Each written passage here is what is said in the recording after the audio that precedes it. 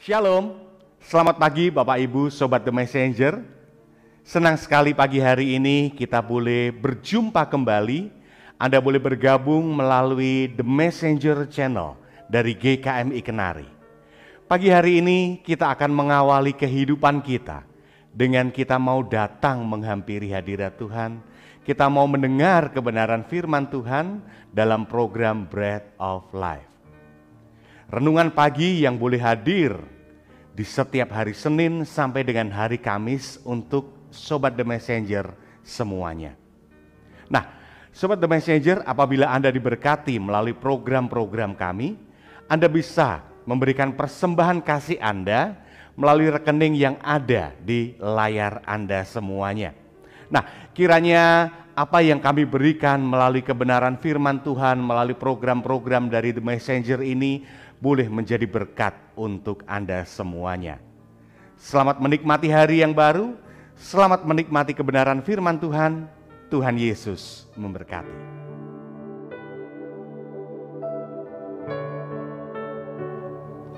Shalom Sobat Messenger yang dikasihi Tuhan. Pada pagi hari ini sebelum kita mendengar firman Tuhan, mari kita bersatu di dalam doa.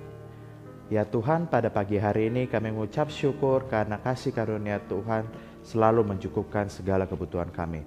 Dari hari demi hari, menit tiap menit, detik tiap detik, Tuhan selalu memelihara kami. Bahkan Tuhan memberi kemerdekaan kepada kami, sehingga kami boleh melakukan segala sesuatunya bersama Tuhan dengan penuh sukacita. Sebentar kami akan mendengar firman Tuhan, kiranya Tuhan firman ini boleh masuk ke telinga kami, ke dalam diri kami, dan boleh berbuah di dalam diri kami. Di dalam nama-Mu kami berucap syukur, haleluya, amin. Sobat Messenger yang dikasih karunia Tuhan, tema ataupun judul renungan pada kesempatan kali ini adalah kasihnya membebaskanku. Kasihnya membebaskanku. Mari kita buka dari Yohanes pasal yang ke-8 ayat 30 sampai dengan ayat yang ke-36. Yohanes pasal 8 ayat 30 sampai dengan ayat 36. Firman Tuhan berkata demikian. Setelah Yesus mengatakan semuanya itu, banyak orang percaya kepadanya. Maka katanya kepada orang-orang Yahudi yang percaya kepadanya, "Jikalau kamu tetap dalam firman-Ku, kamu benar-benar adalah murid-Ku, dan kamu akan mengetahui kebenaran, dan kebenaran itu akan memerdekakan kamu." Jawab mereka, "Kami adalah keturunan Abraham dan tidak pernah menjadi hamba siapapun. Bagaimana engkau dapat berkata kamu akan merdeka?"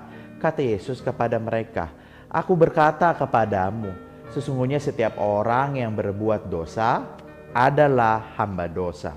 Dan hamba tidak tetap tinggal dalam rumah, tetapi anak tetap tinggal di dalam rumah." Ayat yang terakhir, "Jadi apabila anak itu memerdekakan kamu, kamu pun benar-benar merdeka." Amin. Demikianlah firman Tuhan yang telah kita baca bersama-sama. Nah, Sobat Messenger, pertanyaan buat kita semua. Berapa lama Indonesia dijajah oleh Belanda dan Jepang? Mungkin ketika kita dulu belajar sewaktu di sekolah dan diajarkan oleh guru kita, bahkan sekarang pun anak-anak kita yang masih mengenyam pendidikan, umumnya banyak yang bilang atau sejarah mengatakan Belanda menjajah Indonesia itu 350 tahun. Lalu ada yang juga yang bilang Jepang 3,5 tahun. Ada yang bilang meskipun Jepang menjajah Indonesia dengan waktu yang lebih singkat, namun penderitaannya lebih parah, lebih menyakitkan, lebih memakan korban jiwa. Ada juga yang bilang Belanda nggak benar-benar 350 tahun. Itu hanyalah dari pendudukannya di Indonesia, terhitung dari kependudukannya. Bukan yang serta-merta yang mereka melakukan penjajahan. Banyak desas-desus. Nah, kalau kita perhatikan Sobat Messenger, ketika suatu bangsa atau katakanlah Indonesia dijajah, tidak ada satupun di antara kita yang senang tentunya dengan kondisi seperti ini. Banyak di antara kita yang menderita, banyak di antara kita yang sengsara, atau banyak juga kalau kita lihat dari kilas balik, sudah banyak korban jiwa yang dimakan karena penjajahan ini. Tidak ada satupun di antara kita yang mau dijajah. Bahkan sebenarnya kalau kita lihat, kita tidak melakukan apapun waktu itu sebagai suatu bangsa, tapi toh kita dijajah karena ada hal yang berharga yang diincar oleh bangsa-bangsa saat itu, sehingga kita dijajah, yaitu rempah-rempah. Dijajah sangatlah tidak mengenakan, dijajah sangatlah tidak membuat kita nyaman, Sobat Messenger. Nah, namun meskipun demikian, saat ini ketika kita melakukan kesalahan, bahkan tadi di Alkitab dijelaskan, orang-orang itu tidak menyatakan bahwa kami ini bukan seorang hamba atau budak dan lain sebagainya. Tapi Yesus menyatakan ketika kita melakukan suatu dosa, baik kita melakukannya sadar ataupun tidak sadar ketika melakukannya, kita itu menjadi hamba dosa. Mau kita pikir dosa kita cuma nambah-nambahkan suatu berita atau membuat berita hoax, kita pikir itu dosa kecil. Tidak. Bagi Yesus sama saja. Mau kita menyatakan suatu ketidakbenaran ataupun kita melakukan pencurian terhadap seseorang, sama saja. Dosa ya dosa. Nah, di sini lantas Yesus meminta kita untuk tidak hanya menjadi orang yang percaya, tetapi juga muridnya. Mengapa ketika Yesus tahu kita ini masih dalam kondisi hamba dosa, Ia menginginkan agar kita menjadi muridnya. Satu ilustrasi atau pola pikir seperti ini, Sobat Messenger. Andai kata kita punya suatu sosok idola atau orang yang kita banggakan. Katakanlah itu seorang artis atau orang yang aktif dalam ruang publik, katakanlah demikian, mau dia pendeta ataupun siapapun itu. Jikalau kita berpikir kita ini idolanya, tentu kita tidak hanya sekadar tahu tentang dia, tetapi kita mendalami apa identitas latar belakang orang yang kita teladan ini atau kita banggakan ini. Apa karya yang telah dia buat, apa ciri khasnya dia. Pasti kita mengkuliknya. Demikian pun ketika kita menjadi orang percaya di dalam Yesus Kristus. Kita tidak hanya sekadar menjadi orang percaya saja, tetapi Tuhan meminta lebih. Kamu harus juga jadi pengikut, murid. Karena ketika kita hanya percaya, posisi kita itu seperti seorang yang hanya mengagumi. Hanya just sekadar, ya aku tahu siapa Yesus, ya aku tahu perbuatannya, ya aku percaya dia baik sama aku, ya aku percaya dia menyelamatkanku. Tetapi ketika kita diminta oleh Tuhan Yesus menjadi muridnya, bahkan ketika kita benar-benar mengikuti kehidupannya sehingga kita tidak menjadi hamba dosa atau budak dosa, aku tahu Yesus siapa, aku tahu apa yang telah dia perbuat dalam kehidupanku. Maka dari itu, ketika aku mengetahui apa yang telah ia lakukan buatku, aku pun ingin tahu bagaimana cara mengikutnya. Aku pun ingin tahu bagaimana menjadi muridnya seperti dia, belajar seperti dia, berbagi kasih seperti Yesus kepada sesama. Mengapa demikian, Sobat Messenger? Karena menjadi murid lebih besar dari hanya sekadar percaya atau idola. Menjadi murid Kristus, menjadi pengikutnya setiap hari dalam kehidupan kita, berarti kita dengan sadar percaya. Dengan sadar, rekan-rekan Sobat Messenger. Bukan karena orang tua kita yang ajarkan demikian, bukan karena disuruh-suruh teman-teman kita, bukan karena semua teman-teman atau rekan-rekan kita melakukannya, makanya kita melakukannya. Tidak, tapi ini karena pilihan kita. Aku menyadari ini hal yang baik dan benar buatku. Maka aku mau dengan sadar dan taat pada firman-Nya. Apapun itu.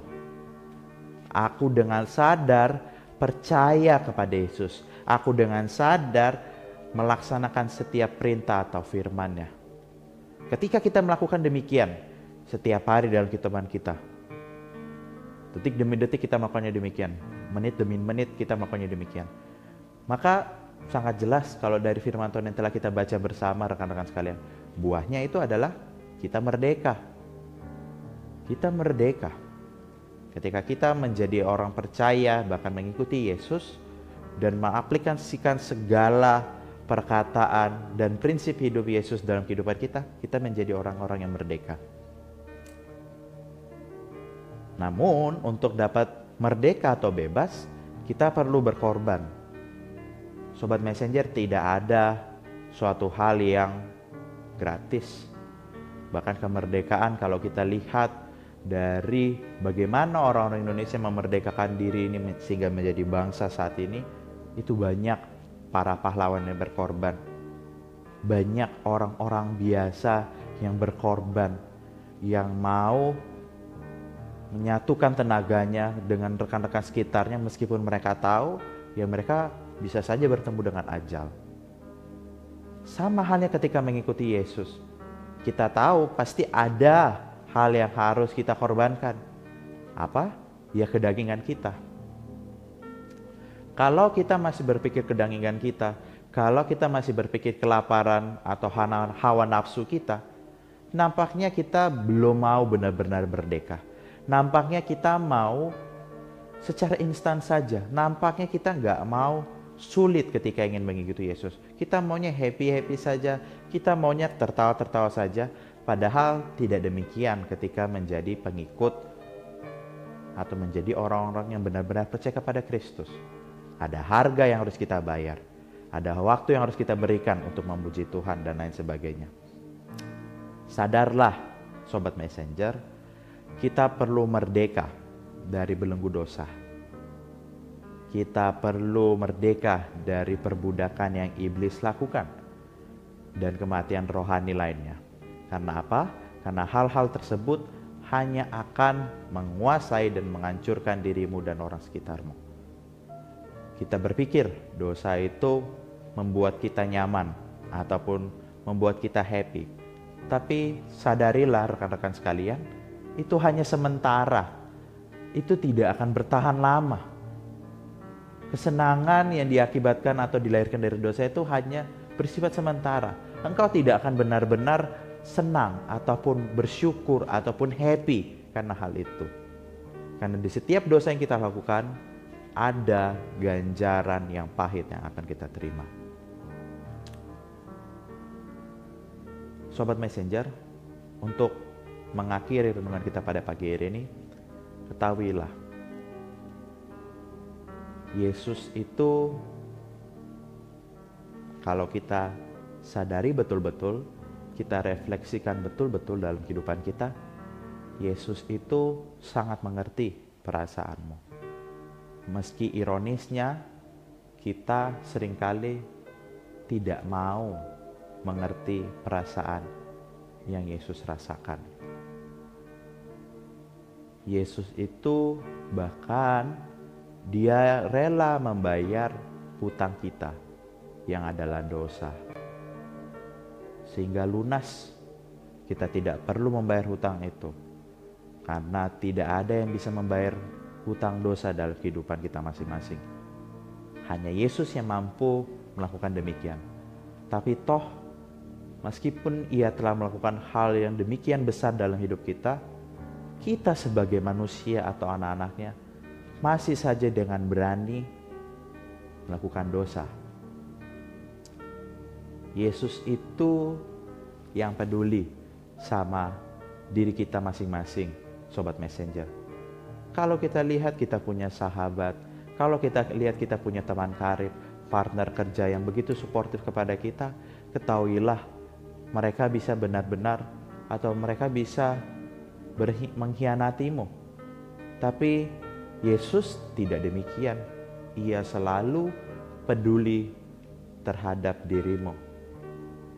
Setiap kita bangun tidur, setiap hari, setiap minggu, setiap bulan, setiap tahun kalau kita lihat, aku bisa sampai detik ini karena Yesus peduli samaku. Tapi apa balasan kita?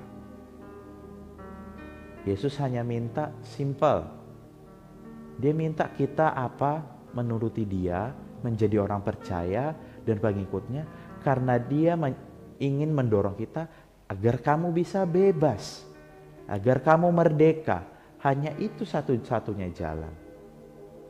Dan memang saya mengakui Sobat Messenger, tidak ada yang mudah, tidak selalu bahagia mengikuti Yesus.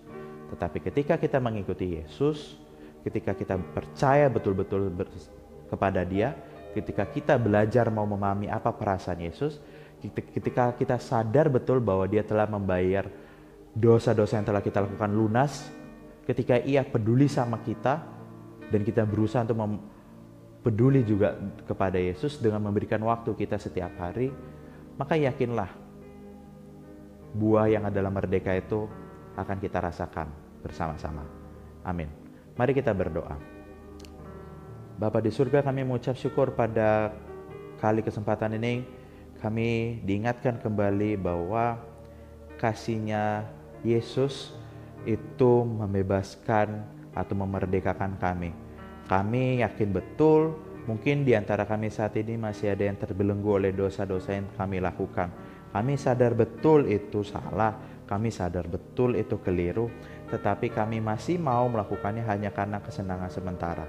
Tuhan, ajarkanlah kami agar kami bisa lepas dari setiap dosa ataupun segala hal duniawi yang kami lakukan, yang menurut kami itu menyenangkan tetapi sesat.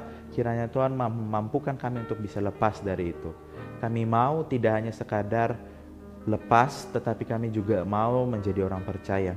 Kami mau tidak hanya sekadar menjadi orang percaya, tetapi kami mau menjadi pengikut-Mu Tuhan. Kami ingin mengikuti Yesus karena kami sadar betul ketika kami menjadi pengikut Yesus yang benar-benar mengikuti Engkau Tuhan, kami merdeka, kami bebas, kami tidak lagi menjadi hamba dosa, kami tidak lagi menjadi budak dosa, tetapi kami menjadi anak-anak Tuhan yang Tuhan betul-betul kasihi.